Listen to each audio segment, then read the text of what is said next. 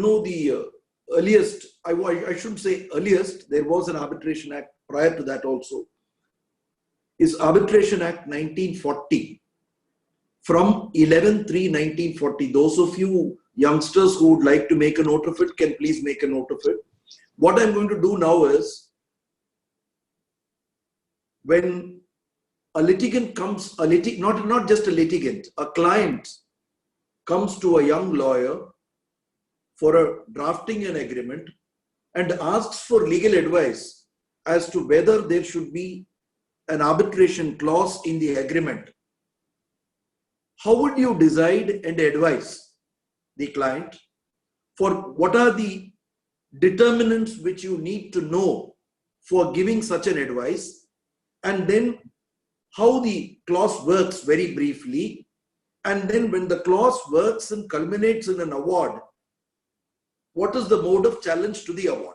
This is broadly the area I intend to cover as quickly as possible.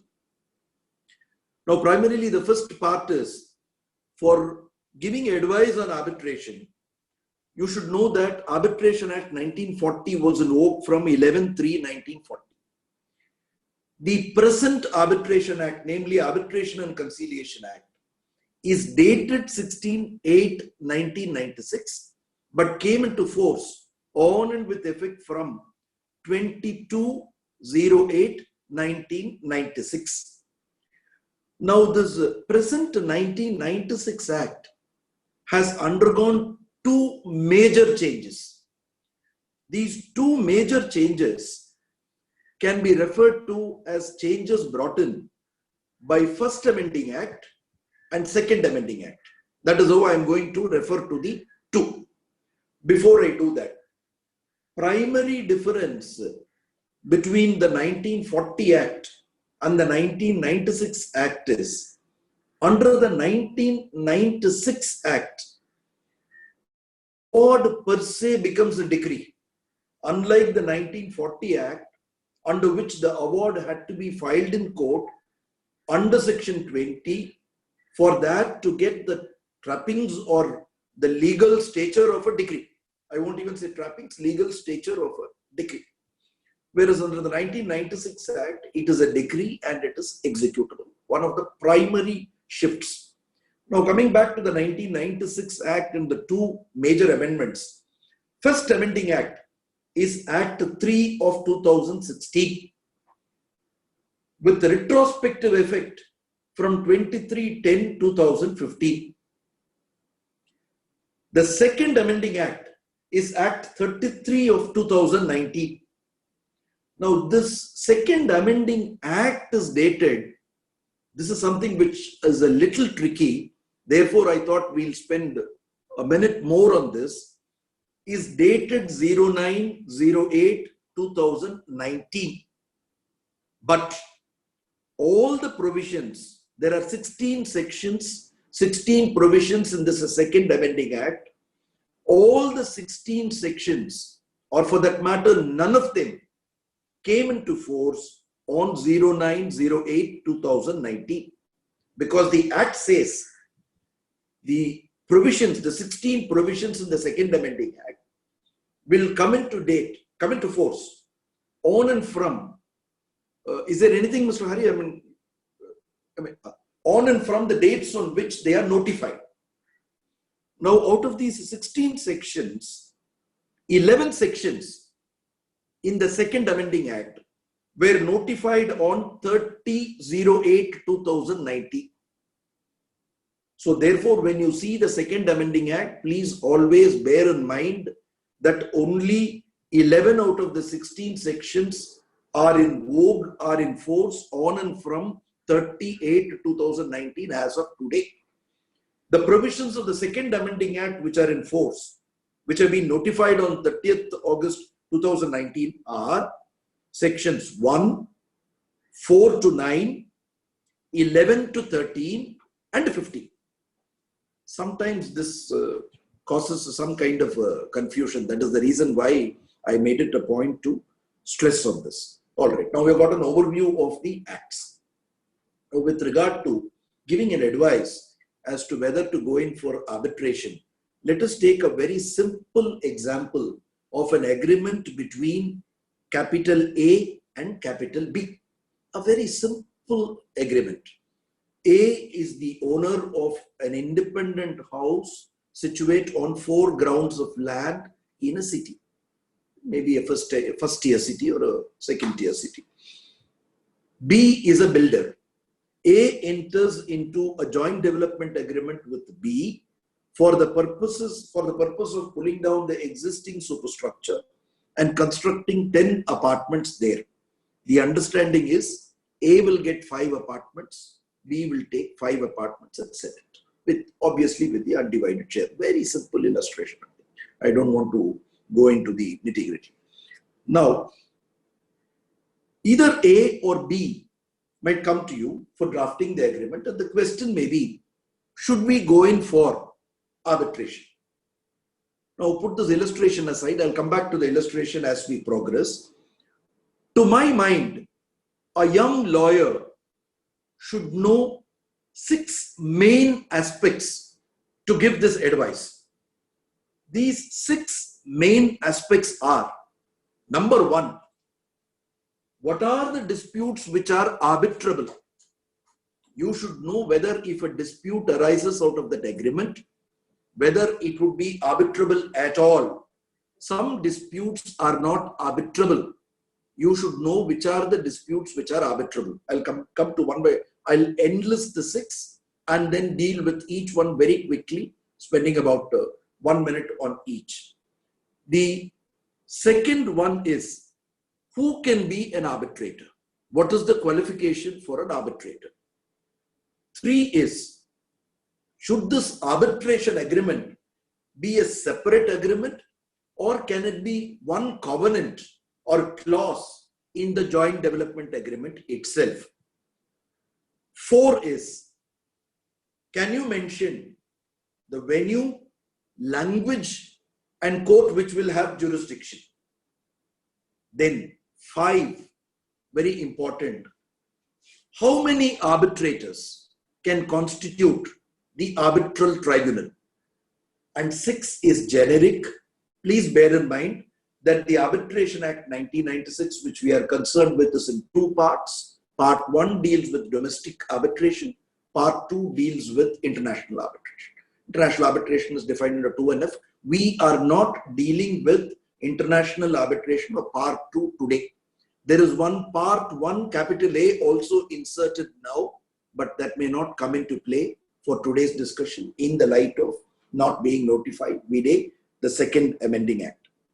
Now, with regard to what are the disputes that are arbitrable,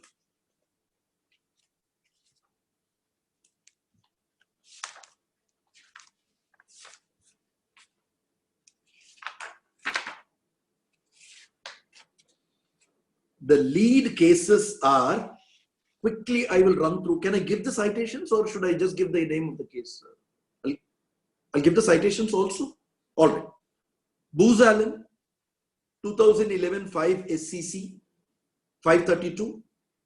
Next is Booz Allen is dated 15/4/2011. Then Vimal Kishore's case, 2016 8 SCC 788. This is dated 17/08/2016. I'm giving it in chronological order. I'm giving the judgments in chronological order. Third one is Ayasami's case, 2016 10 SCC 386. The date of this judgment is 4/10/2016. Then Himangini, or it can also be called Aluwalia, 2017 10 SCC 706. That came into, no, not sorry, that's dated. Himangini is dated 12/10/2017. And the last one is Vidya Drolia. The citation is 2019 SCC online SC 358. Sorry, not 5, 358. Now, broadly, if you see, Booz Allen gives 6 categories. Disputes relating to, I'll just quickly run through. disputes relating to rights and liabilities which give rise to or arise out of criminal offences. 2, matrimonial disputes relating to divorce, judicial separation, restitution of conjugal rights, child custody. 3, guardianship matters. 4, insolvency and winding up matters. 5, testamentary matters, namely grant of probate, letters of administration, succession. And 6, eviction of tenancy matters governed by special statutes where the tenant enjoys statutory protection against eviction. Only the specified courts are conferred. Here Himangini becomes relevant. Please bear this in mind. Then Vimal Kishore's case added one more to this, that is trust deed. You can't have an arbitration clause in a trust deed. Very many reasons are given. So number 7 was added by Vimal Kishore's case. Then Ayasami reiterated all this. After these 3, there was one judgment which I had the pleasure of penning. That is Lifestyle, reported in 2017, 8 MLJ 385. The equivalent is 2017, 5 Law Weekly 500. I had penned this for a division bench. Therefore, this is a division bench judgment. What I had done is referred to Boozalan, Vimal Kishore, Ayasami, and also said, gone into whether an IPR dispute is arbitrable. Because this is relevant, not because I penned it, because it is of relevance, I thought I'll share one aspect with it. What has been said in this Lifestyle is, take the case of a patent.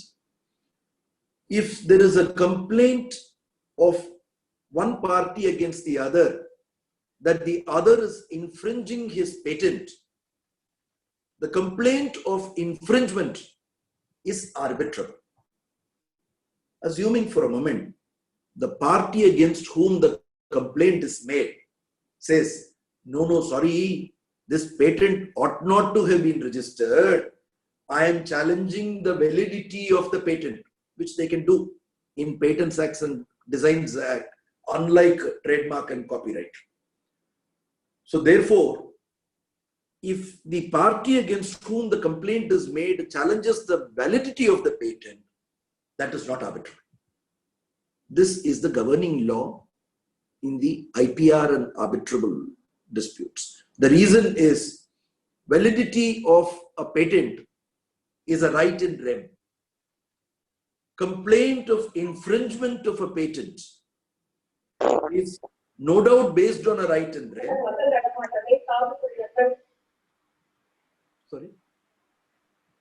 Sorry, somebody said something. No, Judge, someone put their mic on. Please continue. All right. If there is anything, We'll mute their mics. So then, this is an action in personam. So an action in personam is arbitrable. If it is an action in rem also, then it is not a right in rem. For instance, somebody can challenge a patent, and then there can be a declaration by the arbitral tribunal. That cannot become a right in rem. This is the broad principle. And lastly, in Himangini, the question of this arbitration clause in a lease deed was examined, and the principle was, if it pertains to possession, it is not arbitrable. But if it pertains to only arrears of rent and other issues, it is arbitrable. Doubting the correctness of Himangini, the one bench of the Supreme Court had referred the matter to a larger bench, Vide Vidya Drolia. I have given the citation. Vidya Drolia has been fully heard out, and orders reserved on 4th February 2020. Subject to correction, I don't know. I think the order is yet to be pronounced. I think the unprecedented situation unfolded after that. So therefore, please bear this in mind with regard to which are the disputes which are arbitrable. Have a look at these judgments. If you have any doubt about advising a client about whether going for an arbitration clause. Then the second point is who can be an arbitrator? There is no qualification for an arbitrator. Now there is an 8th schedule which prescribes the qualifications vide the second amending act, but that has not been notified. Only 7th schedule which enlists disqualifications is in force. 8th schedule has not been notified. Therefore, as of today, no qualification for an arbitrator. The third point is, should it be a separate agreement or can it be a clause? It can be a covenant in the agreement itself. No difficulty about it. The covenant will serve as an arbitration agreement within the meaning of Section 7 of the Arbitration and Conciliation Act. Then the fourth point is with regard to venue, language and jurisdiction. Please state that with specificity and clarity in the covenant itself. It can avoid ever so many complexities if, touch wood, the agreement which you are drafting runs into rough weather and ends and goes into litigation. Then 5 is number of arbitrators. Please bear in mind that number of arbitrators has to be in odd number, cannot be in even number. For this purpose, please see section 2(1)(d), which defines arbitral tribunal, read with subsection 1 of section 10. 2(1)(d), read with 10(1) will make it clear that an arbitral tribunal, 2(1)(d) defines arbitral tribunal, 10(1) says it should be constituted only by odd number of arbitrators. Bear this in mind. Likewise, with regard to what is, we need not go into that. Then the last one is part 1, which I have said is generic. The most important point is, once you have an arbitral tribunal, there should be conceptual clarity in the minds or in the young minds as to one aspect of the matter. The arbitral tribunal is not a creature of the statute. It is a creature of the contract. Arbitral tribunal is defined, as I said a few moments ago, in 2(1)(d). That should be read with section 10(1). An arbitral tribunal is clearly a creature of contract. You will get this from the definition of, one moment.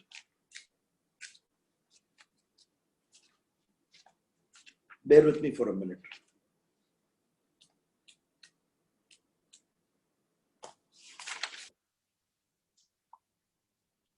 What is an arbitration agreement? 2(1)(b), that has to be read with section 7. So therefore, the arbitral tribunal is a private tribunal.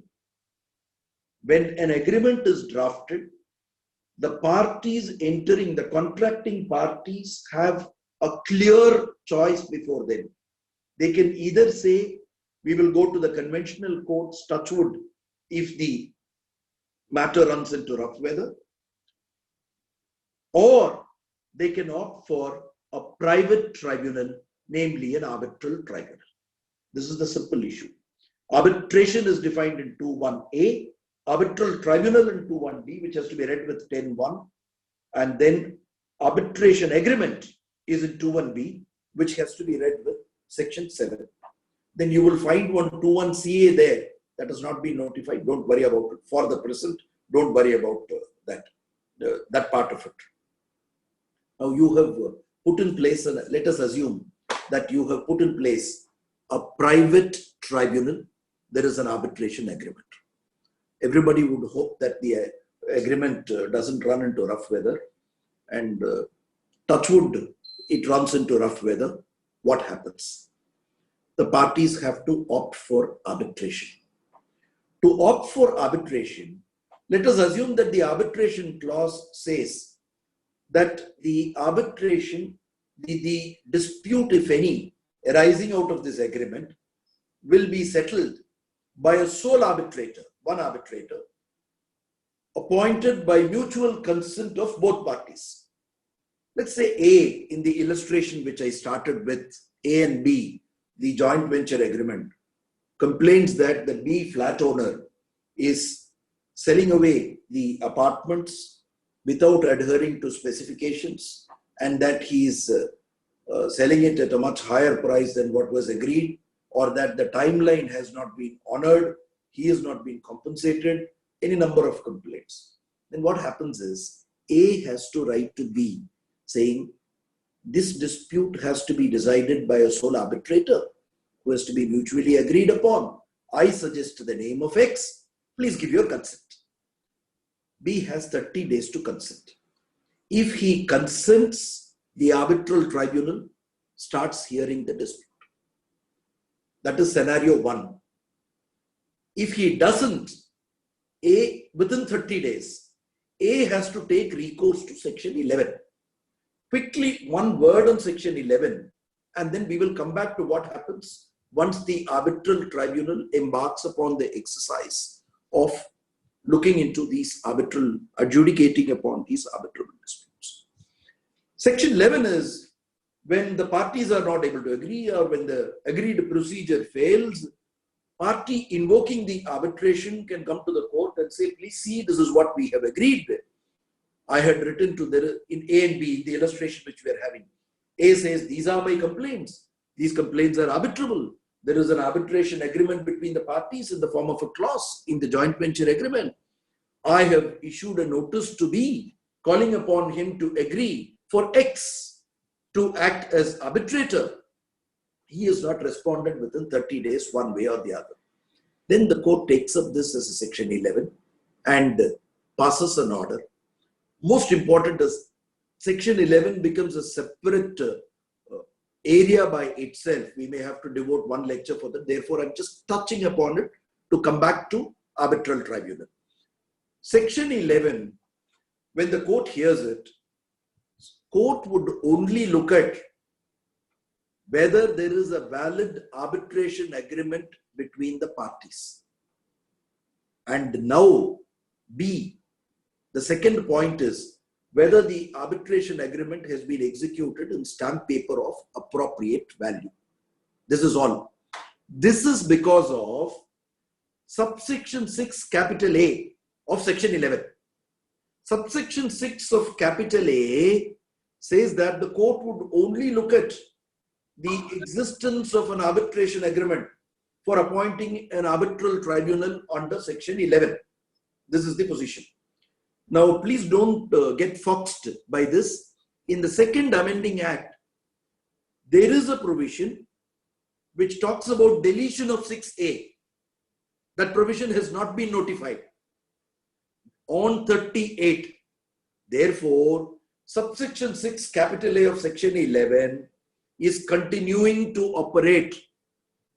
This is on this basis that two major judgments, Duro Felgura and Mayavati Trading, came to be rendered by the Supreme Court. Duro Felgura is 2017, 9 SCC, page 729. Relevant paragraphs are 47 and 59. Duro Felgura principle was reiterated in Mayavati Trading. Mayavati Trading citation is 2019, 8 SCC 714. The relevant paragraph is paragraph 10. So therefore, based on these two principles, I had written 2019 8 SCC 714 is what I said. Somebody in a chat has put up the citation. Have I given it wrongly? I think I've given the correct citation. 2019 8 SCC 714, paragraph 10. So I said the court will look at a section 11 petition with a hood.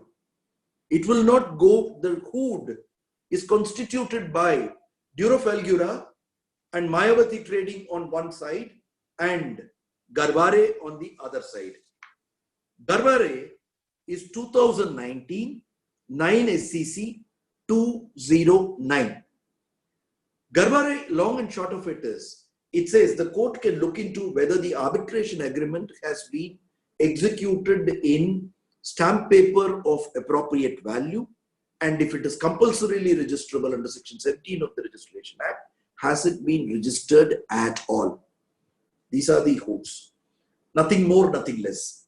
Even if there is some dispute about existence or anything touching upon merits, all that would be decided by the arbitral tribunal. Now let us come back to where we were.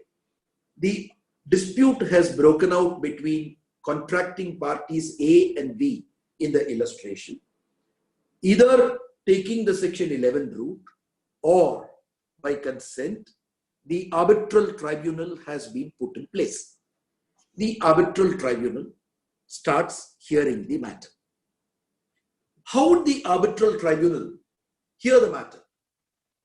The young friends have to please bear in mind sections 19, 29 capital A and 29 capital B. Garvare, I have given it correctly, na? Yes. Now, long and short of it is, section 19, I'm not going to read it. Reading it may consume a lot of time. And I think that's a little difficult in webinars. What happens is I don't know how the audience are reacting. So therefore, I don't know. The feedback from the audience is very important in a seminar. So therefore, that I do not know, that I do not have the benefit of that. I don't know whether I should spend time on reading the provisions. Nonetheless, I'll just briefly run through. We are in first principles, therefore I had little doubt on whether I should read it at all. Nonetheless, 19 says, Code of Civil Procedure 1908 CPC and Evidence Act are those which the arbitral tribunal will not be bound by. Simple. And then, of course, the judgments have said the principles can be applied. Simple point. Thereafter, 29 capital A talks about time frame broadly. This is introduced provision. The arbitral tribunal shall decide within 1 year from the date on which it enters appearance, and there can be a further extension of 6 months by consent of both parties. And if it is not completed even within this 1 year and 6 months, namely 18 months, the parties have to approach the court for extension of time. That's all. I'm not going more into it. There is an interesting provision under 29 which says if it is completed within 6 months, there is an incentive. There's a very interesting provision. I would leave it at that. I don't want to go further into, but suffice to say that the stress and emphasis is on expediting the arbitral tribunal's proceedings by fixing time frames. This is the long and short of 29 capital A. 29 capital B talks about a fast track procedure.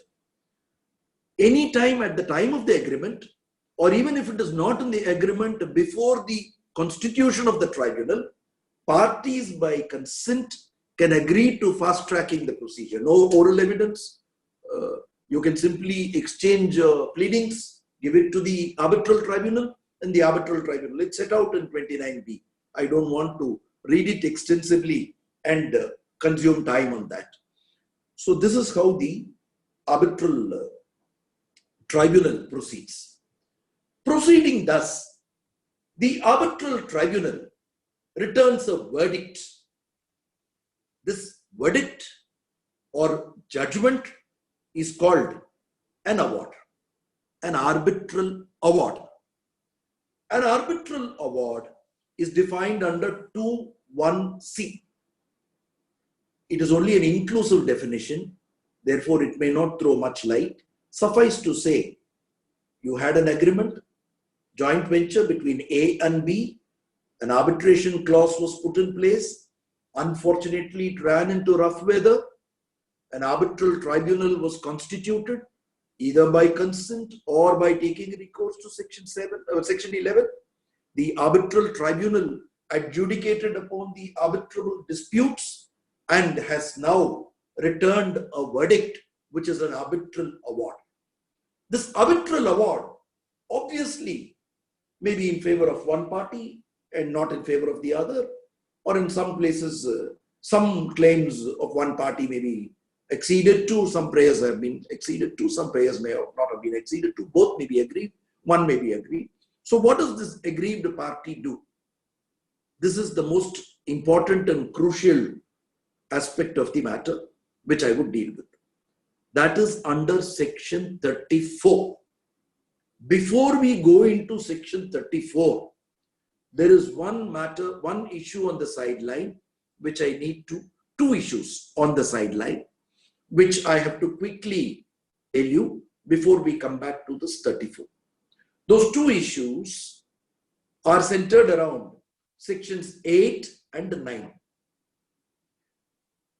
Section 8 is, you have an arbitration clause, you have this joint venture agreement. Ignoring this arbitration agreement between the parties, let's say A, instead of taking recourse to the Arbitration Act and seeking constitution of the arbitral tribunal, goes and files a civil suit. What is the remedy for B? B can file an application under section 8 and tell the court, please see, there is an arbitration agreement between us. This is a valid arbitration agreement. Therefore, this dispute has to be resolved only by the arbitral tribunal. Therefore, please refer this matter to arbitration. Then the court decides on section 8. Section 9 is in the earlier part of this little discussion we are having. I won't say discussion, I think it's more of a monologue. Nonetheless, earlier part, I was mentioning about the dispute unfurling and A sending a notice to B saying I'm appointing nominee. B has 30 days to respond.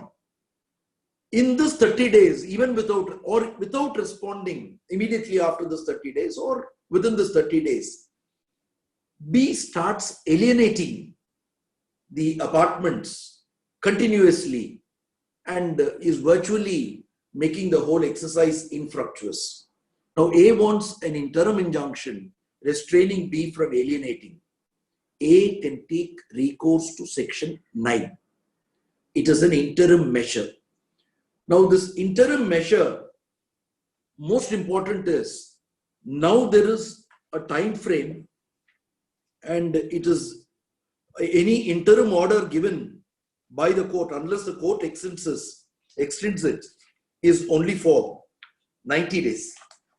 Section 9, subsection 2. Section 9, subsection 2. This, according to me, is a statutory expression of the principle laid down in Firm Ashok Traders. In Firm Ashok Traders, Supreme Court said that you can't get an interim order under section 9 and hold on to it in perpetuity. The proximate cause between the and the action snaps at some point. That has now been statutorily made subsection 2 and it says 90 days. This is one.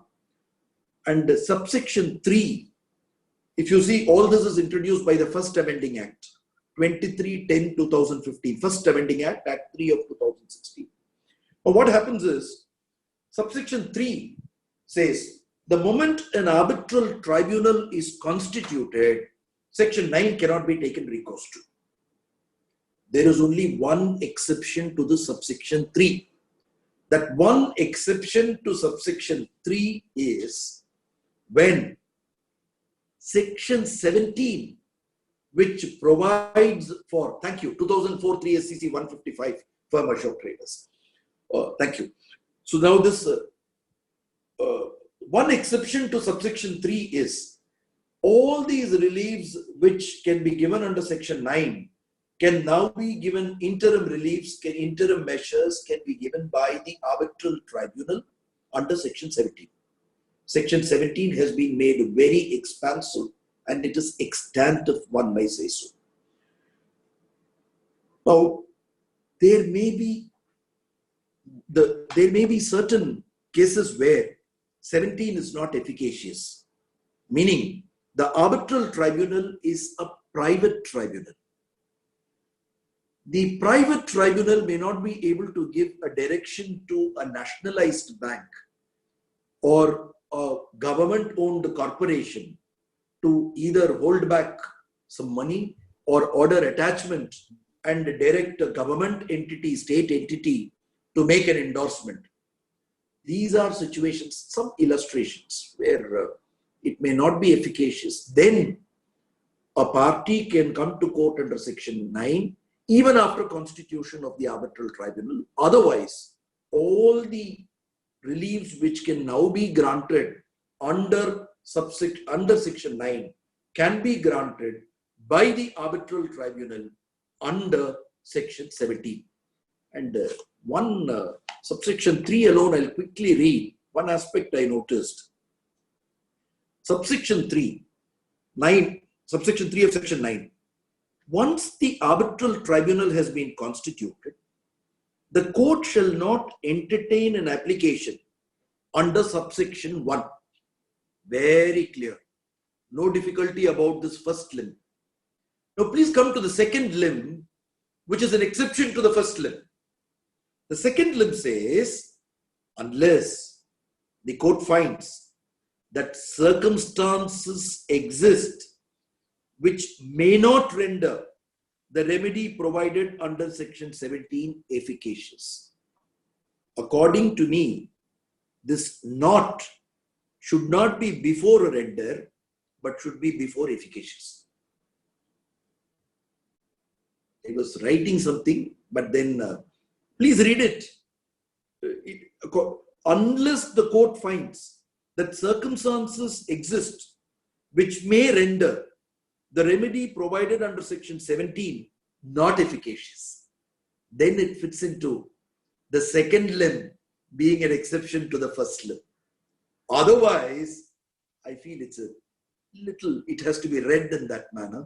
I was in the process of writing something when all these unforeseen circumstances unfurled. So therefore, this is a thought I place for consideration. Please consider this.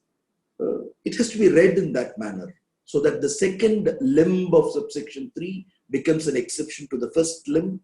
This should not be before render, but it should be before efficacious. As simple as that.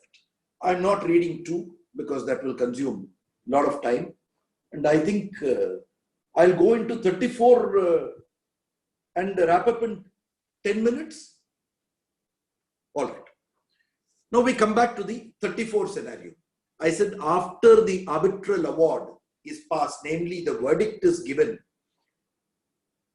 a party aggrieved wants to challenge the award. Where will he go? Will he or she file an appeal is the simple question. Before that, I said 2 issues on the sidelines which we may have to look at, namely sections 8 and 9. We have looked at 8 and 9 very briefly. A cursory look at 8 and 9, because all this 9, 11 should all become one lecture by itself. That's my, because there's so much to be gone into. Now I'm trying to give a bird's eye view or an overview or a panoramic view on first principles, not an esoteric. When it is esoteric, then you go take up 11, go plow into it, take up 34, plow into it and make it one lecture by itself. Now that is the reason why we are coming back to 34. Now party agreed, challenges the award. And this can be done only by taking recourse to section 34, either the district court or the original side here. Now, when a party aggrieved files an application, section 34 says application. Section 34 says application. Section 34 has 3 subsections. First subsection says it shall only be by an application in accordance with 2 and 3. 2 gives the grounds on which the application can be made. There are 8 grounds. Those grounds, I call it pigeonholes. I'll come to that. 3 gives the timeline or the time frame within which a party should approach the court. The time frame is very, very important. So I will deal with 3 and then go to 2. 3 says a party who is aggrieved and who wants to come to court under 34 should come within 3 months from the date of receipt of award. Sometimes after the receipt of the award, some typographical error might have crept in and some correction may be sought. That is under 33. If that happens in a given case, the date on which the error is correct. Otherwise, if no 33, absent 33, date of receipt of the arbitral award by the party invoking 34 is the reckoning date. The limitation is 3 months. Is it extendable? Yes, but only by 30 days. It is not it is not 3 plus 1, 4 months. It is 3 months and 30 days. The statute is very clear. 3 months is one thing. 30 days is another. Let's not embark on that discussion now. Suffice to say, it is 3 months and 30 days. The most important point is, beyond normally when the statute or special statute prescribes a time frame, Section 5 of the Limitation Act does not have any application at law. It's too very well settled on all that. Here, there is a negative import. It says, subsection 3 of Section 34 says, it shall not be filed after 3 months. And it says the delay cannot be condoned beyond 30 days, can be condoned up to 30 days and not thereafter. We'll just quickly look at 34.3 for this one purpose, the negative import which has been brought in. 34.3 says, an application for setting aside may not be made after 3 months have elapsed from the date on which the party making that application had received the arbitral award, or if a request had been made under Section 33, which I was mentioning, from the date on which that request has been disposed of by the arbitral tribunal. I've already made that clear. Now the proviso, provided that if the court is satisfied that the applicant was prevented by sufficient cause from making the application within the set period of 3 months, it may entertain the application within a further period of 30 days, comma, but not thereafter. But not thereafter. This is very important. Therefore, the Supreme Court interpreting this expression said, even 1 day's delay beyond 30 days cannot be condoned. This is simplex infrastructure. The citation is 2019 to SCC, page 455. 455. I have written several judgments on this. I think this is holding the field. Now, subsection 3 gives the time limit. Now, let's go to 2. 2 gives the 8 grounds of attack. I have repeatedly written that these 8 are not grounds but pigeonholes. Some are even pinholes because they are further circumscribed. The reason is this. Let's have clarity that Section 34 is not an appeal against the arbitral award. Then is it a revision? No. Is it a review? Partially, yes.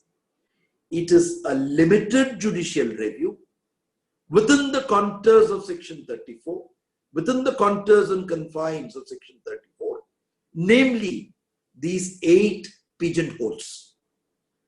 Meaning, if a party coming to court saying he or she is aggrieved by an arbitral award is able to take out one or more of these 8 pigeonholes and tell the court, demonstrate to the court, please see, my complaint fits into this pigeonhole, the award is set aside. If not, the court will not interfere. It is a very delicate balance between power of judicial review, and finality of arbitral award, which is a sublime philosophy underlining ADR mechanism. This is the broad principle. Now, these 8 pigeonholes are in 3 categories. All 8 are under subsection 2. Subsection 2 and 2 capital A. Under subsection 2, under clause A, there are 5 pigeonholes. Under clause B, there are 2 pigeonholes. And 2 capital A, there is 1 pigeonhole. 5 plus 2 plus 1, 8. Now, these 5 grounds under A, subclause A of 34(2), the party coming to show court should be able to demonstrate from the records of the arbitral tribunal. This is with effect from 30th August 2019. The amendment has been made to section 34. Let's see 34 for a moment. Please see 34. An arbitral award may be set aside by the court if A, the party making the application establishes on the basis of the record of the arbitral tribunal that prior to that, this establishes on the basis of the record of the arbitral tribunal read as furnishes proof. Furnishes proof that. The expression furnishes proof that has now been substituted with establishes on the basis of the record of the arbitral tribunal. So as far as these 5 grounds, that is mainly on incapacity. No notice given to me, proper notice not given to me, sufficient time not given to me, I could not react, I was under some other incapacity, I was not informed about the constitution of the arbitral tribunal. These are broadly more on the procedural issues. This 34(2)A. That is the reason why the Parliament in its wisdom thought it fit to say this should be demonstrated from the records of the arbitral tribunal and not necessary and not furnishes proof as it was earlier. Then 2 other grounds are under 34(2) clause B. Here it does not say from the records of the arbitral tribunal. B says the court finds. The court finds that. So here the question of arbitral tribunal, it's not procedural. Here the 2 grounds are the subject matter of the dispute is not capable of settlement by arbitration under the law for the time being in force, and 2, arbitral award is in conflict with public policy of India. Now, many of the section 34s are predicated and deposited primarily on this public policy issue. What we have to bear in mind is public policy was earlier not statutorily defined or explained. It was more in the nature of, I would say, a term of art, not necessarily, which is not defined, but jurisprudentially understood. That is why I'm using the expression term of art. Jurisprudentially understood by students of law, by people who implement the law as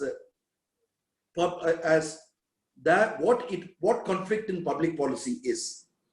This was laid down by the Supreme Court to start with in Renu Sagar.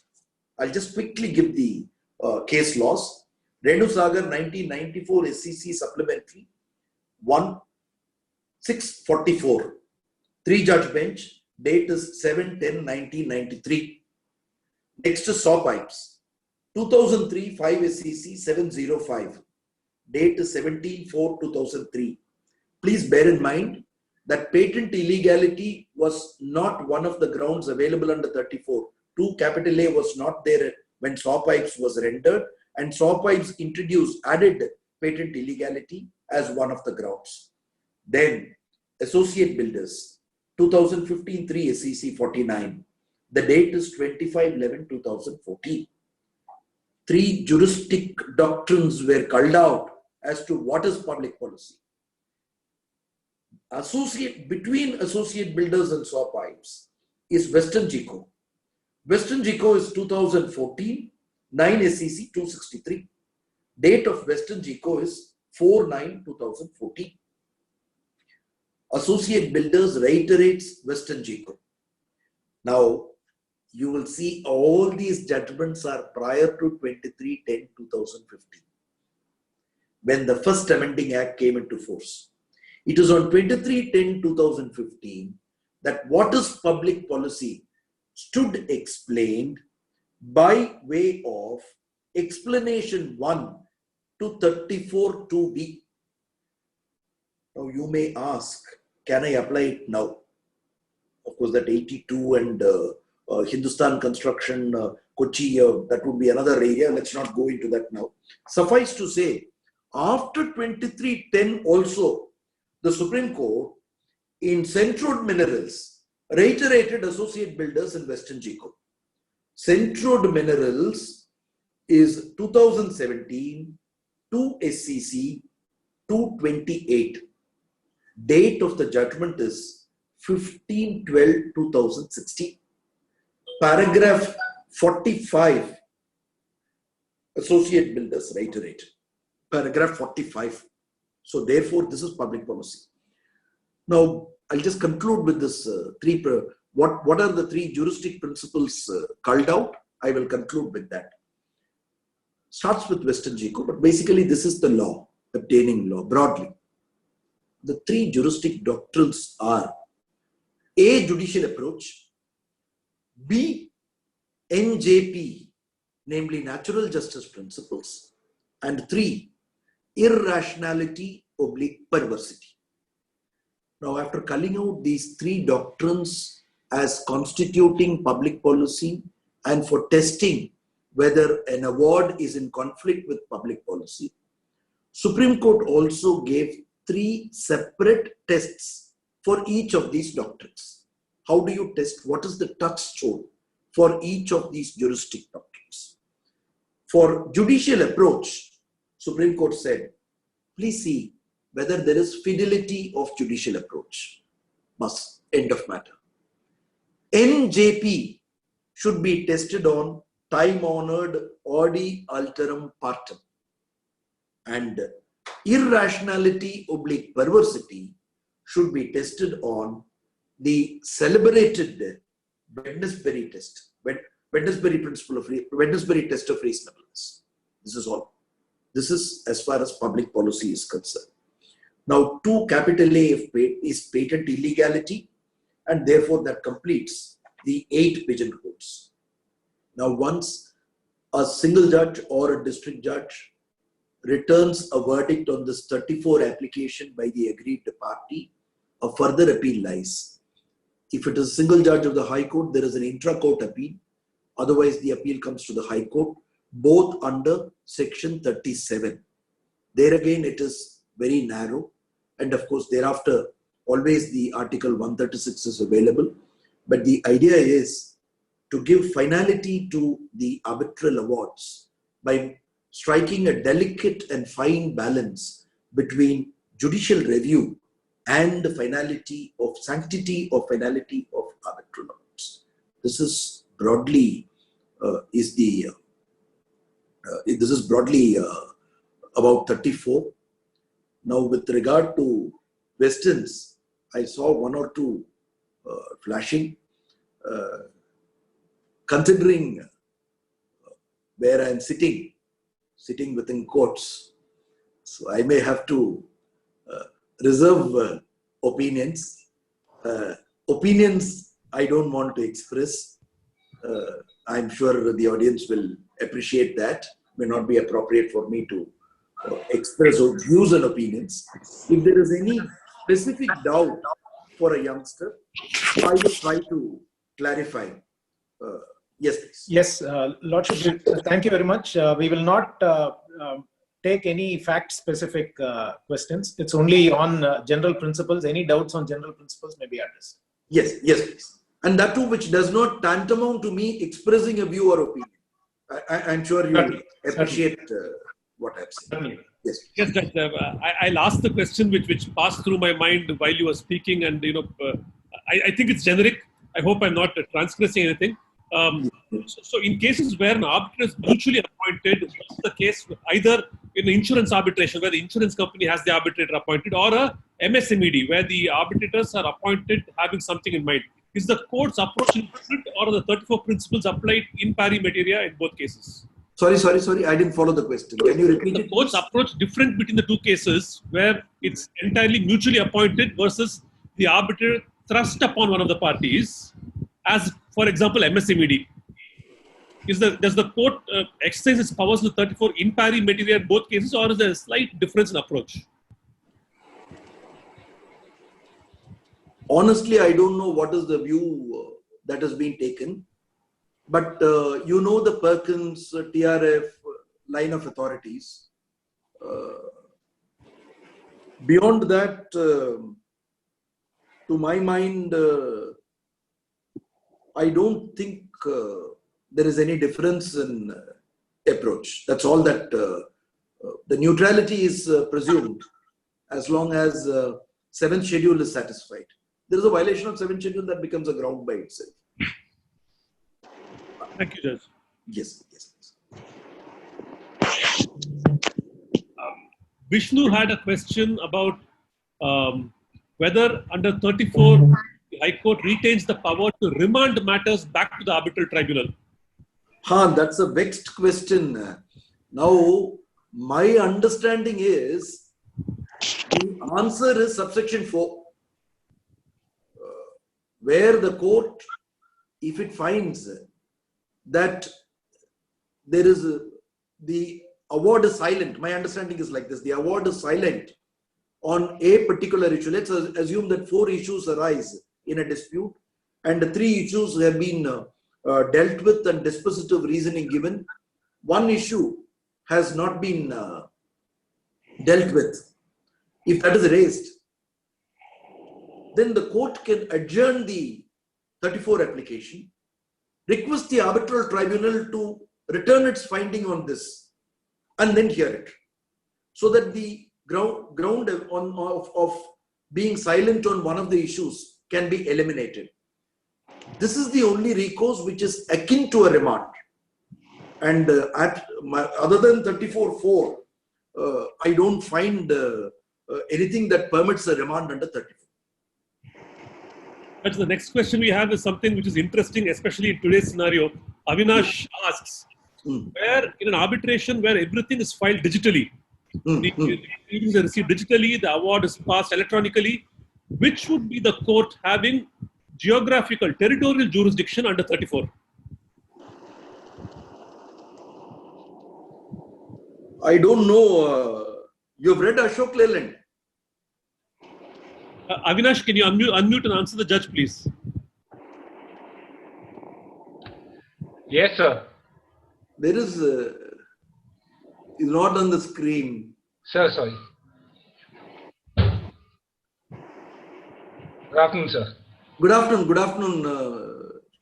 That is, yes, please, tell me, please. So the issue is, in some cases, all the entire proceedings are conducted online and the award is uploaded online. In those cases, Section 34 applications, because I under the Act at one area under Section 20 of the Act says where place and venue is not specified as per the agreement. It will be as per the convenience of the parties. Now, in some of these cases, the parties might be situated beyond an established court. So, do we file it over there, or do we take the Section 34 jurisdiction to be where the arbitral tribunal, or rather where the award was passed for? Just see Ashok Leyland, which I have written on clause 12. Yes, sir. We will leave it at that. I'll do so and follow up. But that's on clause 12. Yes, sir. But on a revocation application, I think I allowed the revocation application. I think that is under appeal. So therefore, we'll leave it at that. Yes, sir. Sorry to disturb you, sir. No, not at all. You're most welcome. I'm just telling you what the limiting factor is. Then, Lordship, the next question is from Rahul. He wants to know whether clause 15 power can be exercised Dehars 37. Furist laudism. I held because of Furist laud. I remember having written in Furious Lord, because of Furious Lordism, it can only be under 37, and you can't take recourse to clause 50. And I think that has not been, I think that's the governing law. I don't remember the case, but I wrote it for, I think, division bench. I wrote it for the division bench, and Furious Lordism, if somebody could get the citation, you can put it on the screen, please. I think Furious Lordism says that's the answer, and you can't take recourse to clause 50. You can file only under 37.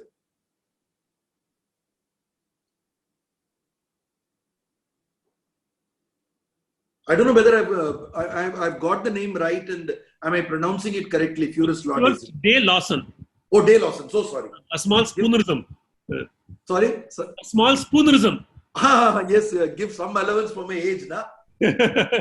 Then one more interesting question from one junior. So Yamini asks you, where there is a dissenting award, can the court uphold the minority award and set aside the majority award? In my considered view, no. It is an award which is before the court, which is called in question.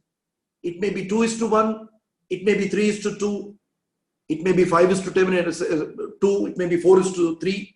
That's immaterial. The award has to be tested. But the party applying, obviously, the party applying to the court for setting aside the award can definitely draw inspiration from the minority view and argue, please see ABC, provided the party predicating such an argument on the minority view, positing it on the minority view, should be able to fit it into the 8 pigeonholes. In my considered opinion, the court cannot, in a 34, the court is not third umpire. This just led me to one follow-on question. Yes. In general, where one arbitrator stops participating entirely, can the remaining 2 arbitrators go ahead and finish up the arbitration? No. Or do they have to ask the parties to take recourse under 14 or 11 to appoint a fresh person? No, they definitely can't do that. Na? Because there is one, we had written something on, there was an award pronounced by 2 arbitrators in a 3-member arbitral tribunal after the demise of one of the arbitrators. Yes. Yes. Arbitral award was set aside. Was set aside, correct. I was party to that order. Again, a DB order. I didn't write it, but I was party to it. We said 3-member, I don't remember the name of the case, 3-member arbitral tribunal, the remaining 2 pronounced the award after the demise of one of the arbitrators. Yes, I remember this one. I'll pull it out before the... but therefore, a third arbitrator can stultify an arbitration by just going into non-cooperation mode. Yes. And the court can downsize the size of the arbitral tribunal also. I've written drawing inspiration from Delhi High Court view, saying court can downsize the arbitral size of the arbitral tribunal, notwithstanding the agreement between the parties. No, this is just by way of that is the point you are. I quite follow the point you are raising, the point you are making. This may not be a direct answer to the question. The direct answer to the question is yes. The two members cannot continue. They have to have the third one appointed.